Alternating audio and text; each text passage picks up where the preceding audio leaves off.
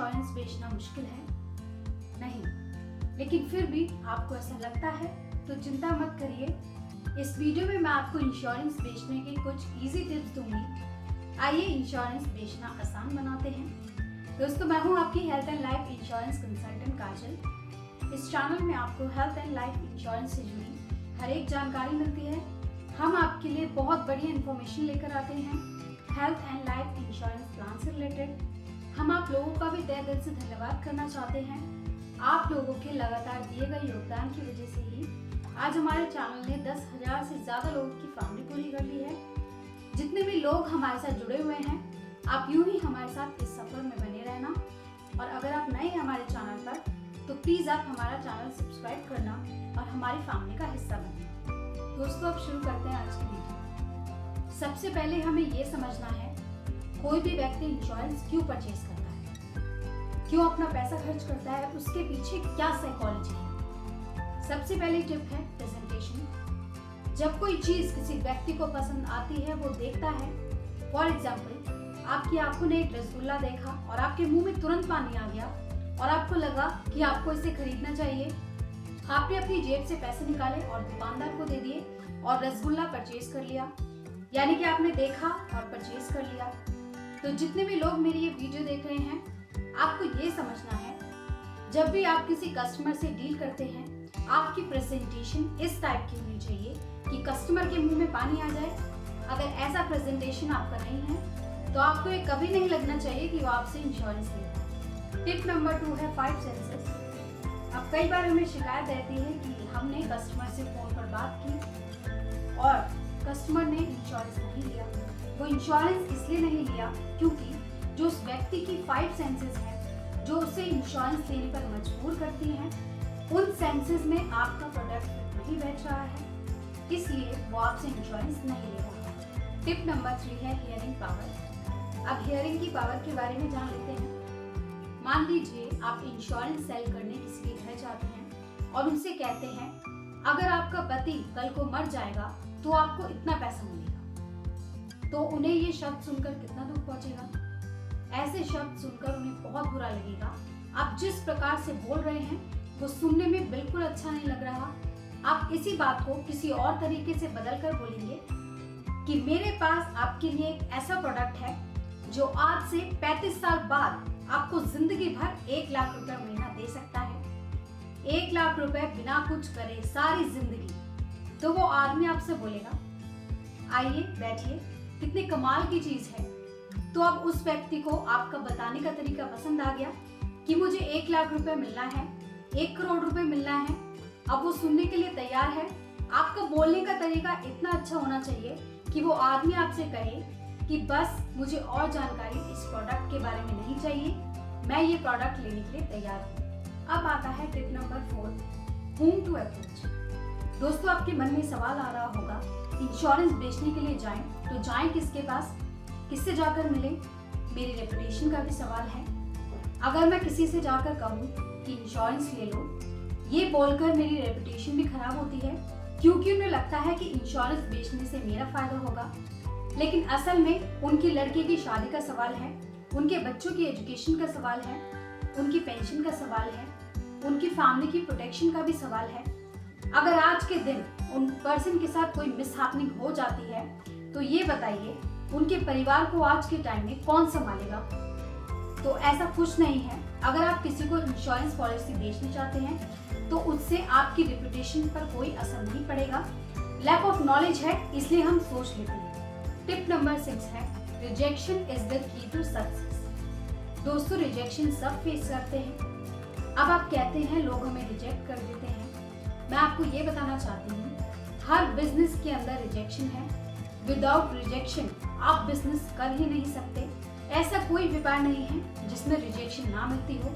चाहे वो अमिताभ बच्चन जी हो, रिजेक्शन उन्होंने भी फेस किया है। चाहे वो नवाजुद्दीन सिद्दीकी हो, रिजेक्शन उन्होंने भी फेस किया था। इतने मंत्री हैं जो 5-5 साल तक हाथ जोड़ते हैं, लेकिन पब्लिक उन्हें एक्सेप्ट नहीं करती, वो भी रिजेक्शन सहते हैं। जब भी आप इंश्योरेंस सेलिंग करने जाएं, अपने आप को इतना सुप्रीम नहीं समझ लें कि इंश्योरेंस बेचने से हमारी रेपुटेशन खत्म हो रही है।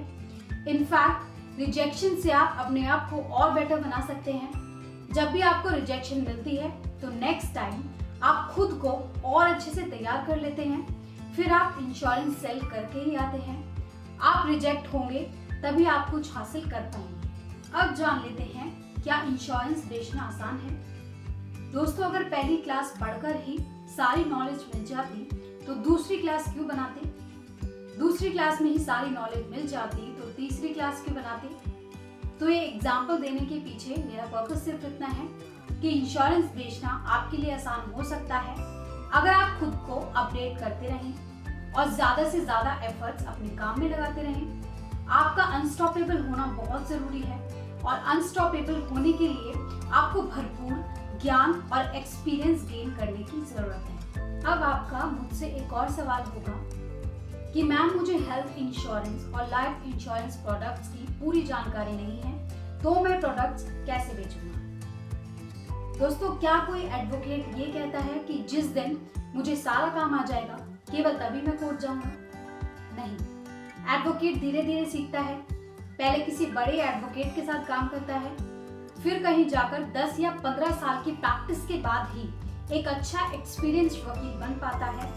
ऐसे ही डॉक्टर MBBS की डिग्री लेने के तुरंत बाद इलाज करना शुरू नहीं करते, बल्कि वो सालों सालों प्रैक्टिस करते हैं, फिर फील्ड में उतरते हैं। ऐसा कोई भी व्यक्ति एक दिन में सब नहीं सीख पाता, वो हर रोज सीखता है, तब कहीं जाकर वो उस नॉलेज से कमाना शुरू करते हैं। तभी मैं आपसे कहती हूँ, कीप लर्निंग, कीप अर्निंग। अब जान लेते हैं ऑब्जेक्शंस के बारे में जिनसे आप डरते हैं। कई बार आप कहते हैं कि अगर मैं इंश्योरेंस करने गया और मेरा कस्टमर MBA निकला और अगर उसने मुझसे कुछ ऑब्जेक्शन कर दिया, मेरे आगे 4 क्वेश्चंस पुट कर दिए, ऐसे कोई सवाल मुझसे पूछ लिए कि कम नॉलेज के कारण मैं उन्हें हैंडल नहीं कर पाया, तो क्या होगा? दोस्तों, सबसे पहली बात, वो अपनी फील्ड के मास्टर हैं, ना कि आपकी फील्ड के। तो इस डर को आप बिल्कुल निकाल दीजिए कि आपसे ज्यादा वो इंश्योरेंस के बारे में जानते हैं। और दोस्तों, नॉलेज लेने का सबसे अच्छा तरीका कस्टमर से बात करना है, क्योंकि कस्टमर से बात करके ही आपको आइडिया होता है कि मार्केट में डिमांड किस चीज की है। आपको समझ में आता है कस्टमर की प्रायोरिटीज क्या हैं, उन्हें क्या चाहिए और वो किस चीज के साथ ज्यादा जुड़े हुए हैं। फॉर एग्जाम्पल, मान लीजिए एक व्यक्ति को अगर आप कहते हैं कि अगर आपके साथ कोई मिस हैपनिंग हो गई तो आपकी वाइफ और आपके बच्चों के लिए फैमिली प्रोटेक्शन लाया हूँ। हो सकता है जिन लोगों को आप ये फैमिली प्रोटेक्शन प्लान लेने के लिए कहें, उनमें से कुछ लोगों की आंखों में आंसू आ जाएं और वो आपसे कहें कि हाँ, आप एकदम ठीक बोल रहे हैं, फॉर्म भरिए, आज आपको हमारी फैमिली को प्रोटेक्ट करके ही जाना है। अब दूसरी तरफ ऐसे कस्टमर्स भी आपको मिलेंगे जो बहुत ही रिलैक्स रहते हैं, जिन्हें अगर आप ये सब बातें बोलेंगे तो वो आपसे कहेंगे, वो बच्चे देखेंगे कि उन्हें कैसे जीवन चलाना है। अब अगर आपको ऐसे कस्टमर्स मिलते हैं तो इसका मतलब ये नहीं है कि वो आपसे इंश्योरेंस नहीं लेंगे। ऐसे कस्टमर्स को आपको अलग तरीके से हैंडल करना है, क्योंकि वो अपने और अपने परिवार के फ्यूचर को लेकर चिंतित नहीं है। आपको ऐसे कस्टमर से बार बार फॉलो अप करना है और इंश्योरेंस की इम्पोर्टेंस समझानी है। इन्हें मनाने में बेशक थोड़ा सा समय जरूर लग सकता है, लेकिन ये इंश्योरेंस लेते हैं। तो ऐसी बहुत तरह की ह्यूमन साइकोलॉजी से आपको डील करना पड़ सकता है। Is insurance a profession of begging?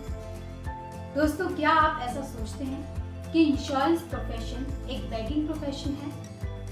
दोस्तों, हम कई बार ऐसे लोगों से मिलते हैं और हमारा टारगेट अचीव नहीं हो पाता। जिस काम के लिए हम उनके पास गए हैं वो काम हमारा नहीं हो पाता, तो कहीं ना कहीं हमारे मन में ये आता है कि it is a work of begging. तो क्या वाकई में इंश्योरेंस बेचना is a work of begging? तो इस बारे में मैं आज डिस्कस करूंगी। दोस्तों, इसे समझने के लिए सबसे पहले हम समझेंगे व्हाट इज बेगिंग। आज के टाइम में दोस्तों, संसार में भिखारी कौन नहीं है? इस संसार में आप किसी एक व्यक्ति का नाम बताइए जो भिखारी नहीं है। दोस्तों, एक व्यक्ति वो है जो मंदिर के बाहर बैठकर 2 रुपए की भीख मांगता है, और दूसरा भिखारी वो है जो मंदिर के अंदर बैठकर करोड़ों रुपए की भीख मांगता है। दोनों ही भिखारी हैं, कोई लाखों मांगता है, कोई करोड़ों मांगता है, कोई अरबों खरबों मांगता है, हर आदमी मांगता है। दोस्तों, ये प्रोफेशन बेगिंग का नहीं है, प्रोफेशन है इंटरडिपेंडेंसी का। एक आदमी दूसरे आदमी पर डिपेंडेंट है। आप भीख नहीं मांग रहे, आप तो लोगों के शुभ चिंतक हैं। इसे भीख मांगना नहीं कहा जाता। अगर पौधे हमें ऑक्सीजन देते हैं तो हम भी उन्हें कार्बन डाइऑक्साइड देते हैं। अगर कल को पौधे मर गए तो हम भी मर जाएंगे, और अगर हम मर गए तो पौधे भी मर जाएंगे। ऐसे ही अगर हम आज उन्हें इंश्योरेंस नहीं बेचेंगे और कल को उन्हें कुछ हो गया तो उनकी फैमिली को कौन प्रोटेक्ट करेगा। अगर हम उनकी सेविंग नहीं कराएंगे, उनको यह बुद्धि नहीं देंगे कि उनके बच्चों की शादी के लिए पैसा कहाँ से आएगा, रिटायरमेंट में पैसा कहाँ से आएगा, इमरजेंसी फंड लेना होगा तो कहाँ से आएगा, तो ये इंटरडिपेंडेंसी ही है। आप उनके बारे में सोचते हैं। तो दोस्तों, इंश्योरेंस का प्रोफेशन ऑफ बेगिंग नहीं है, it's a law of interdependency. दोस्तों, अब जानेंगे कस्टमर को आप इंश्योरेंस के बेनिफिट्स कैसे समझाएंगे। अब अगर कोई कस्टमर आपसे IRR पूछे, इंटरनल रेट ऑफ रिटर्न, सबसे पहले जान लीजिए इंटरनल रेट ऑफ रिटर्न वो होती है जो गारंटीड होती है। अब कई लोग आपसे कहते हैं इक्विटी शेयर में मुझे इतना पैसा मिलेगा, प्रॉपर्टी बेचने पर मुझे इतना पैसा मिलेगा, गोल्ड से इतना पैसा मिलेगा, कैलकुलेट करना शुरू कर देते हैं। तो आप कस्टमर को बताइए जो चीज फिक्स नहीं है उसकी IRR कैलकुलेट नहीं की जा सकती, ये पॉसिबल नहीं है। आप उनको RAR भी समझाइए। RAR होता है रिस्क एडेड रिटर्न। इसका मतलब हमें जिस भी चीज की रिटर्न मिलेगी उसमें रिस्क कितना कवर है। मान लीजिए अगर आपने प्रॉपर्टी में इन्वेस्टमेंट की तो उसमें रिस्क कितना कवर है, उसका RAR कितना है। मान लीजिए आपने पंजाब में प्रॉपर्टी खरीदी हुई है और आज के टाइम में वहाँ टेररिस्ट एक्टिविटी शुरू हो गई, तो वो प्रॉपर्टी आपकी उस स्टेट में बिकेगी क्या? आ गया ना रिस्क। कोई भी कस्टमर आपको अपने तरीके से चीजें बताता है तो आपको भी उन्हें फैक्ट्स के साथ चीजें समझानी है। IRR के साथ आपको उन्हें RAR भी समझाना है। RAR है रिस्क एडेड रिटर्न्स। FP समझाना है। FP होता है फैमिली प्रोटेक्शन। GG बताना है। GG होता है गवर्नमेंट गारंटी। EET भी उन्हें समझाइए। EET यानी एग्जाम टैक्स, यानी जब पैसा इन्वेस्ट करेंगे तब भी एक्सेम्पशन मिलेगी, जब पैसा मिलेगा तब भी एक्सेम्पशन मिलेगी।